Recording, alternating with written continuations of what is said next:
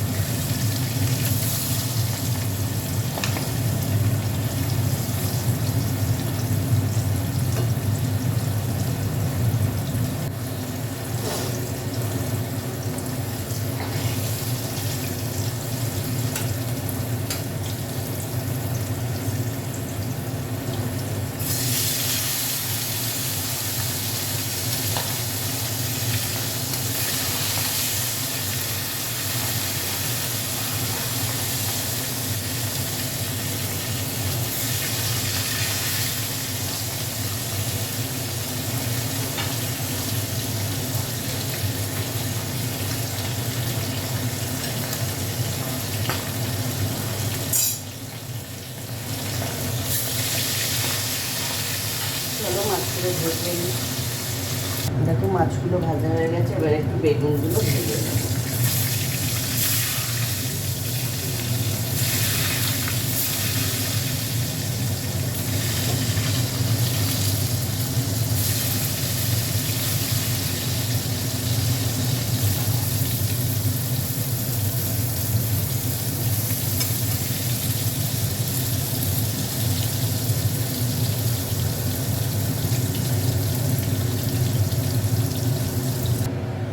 একটু কালো জিরে ফোড়ন দিয়ে আলুগুলো দিয়ে দিচ্ছি।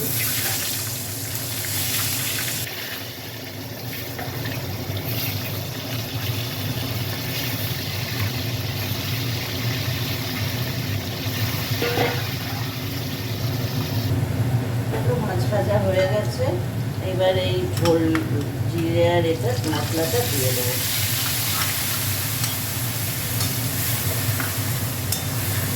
হলুদও দেওয়া আছে এর মধ্যে, জল দিয়ে দিলাম।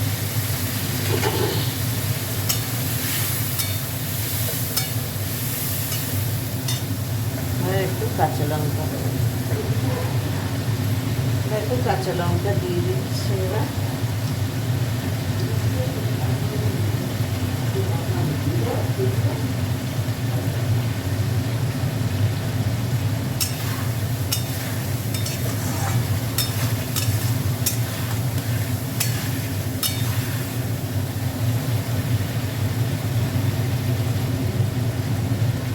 মশলাটা কষা হয়ে গেছে, এবার জল দিয়ে দেবো।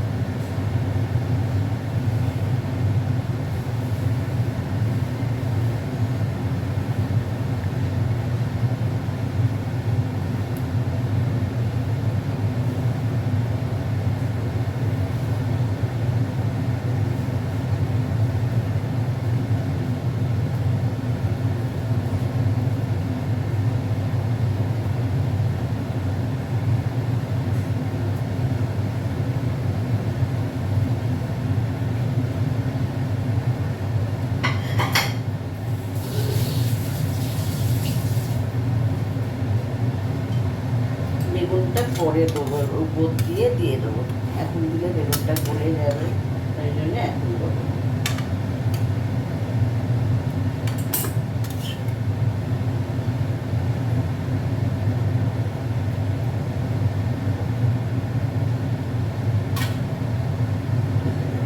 একটু নুন দিয়ে দেবো।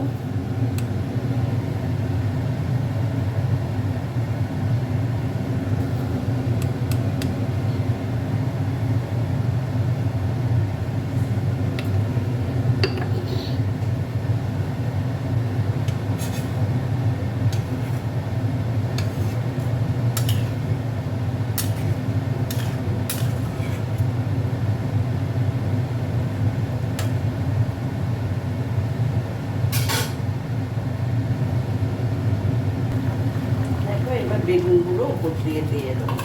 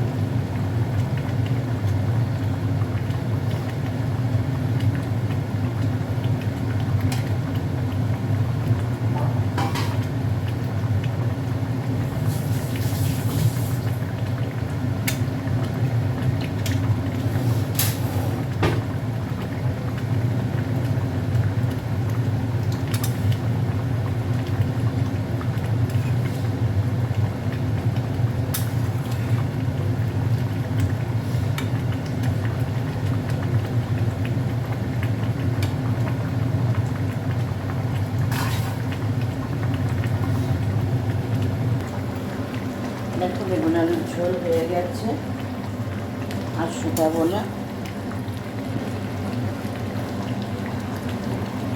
এবার চাপা দিয়ে রেখে দেবো।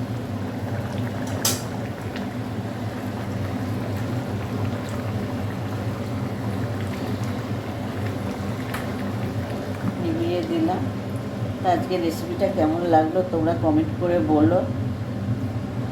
বেগুন আলু আজকে আর সর্ষে বাটা দিয়ে করলাম না, ছোটো ছেলে সর্ষে বাটা দিয়ে খেতে চায় না, তাই জন্য বেগুন আলু দিয়ে ঝোল করলাম। আজকে রেসিপিটা কেমন লাগলো তোমরা কমেন্ট করে বলো। আর যারা এখনও সাবস্ক্রাইব করোনি তারা প্লিজ আমার চ্যানেলটিকে সাবস্ক্রাইব করে আমার পাশে থেকো। চলো টাটা।